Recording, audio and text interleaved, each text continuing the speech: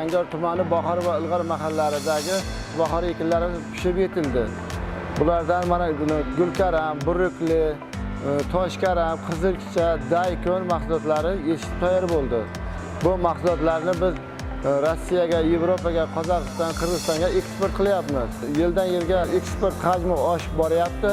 Mana 2012-yil birinchi bitta kamera xolodilnik qurgan bo'lsak, mana bugungi kunga kelib 5 ta kamera bo'ldi. Har biri 50 tonnadan sig'imga ega.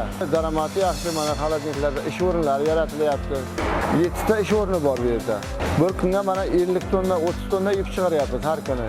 Hamma sharoitlar yaxshi. Mana muzlatgich omborlarning hozirgi afzalligi bizga qulayligi. Mana ertaga ob-havo 35, 40, 50 gradus bo'lib ketganda ham yuklarni sovutib eksport qilishga yaxshi. Yuklar chiroyli va sifatli boryapti.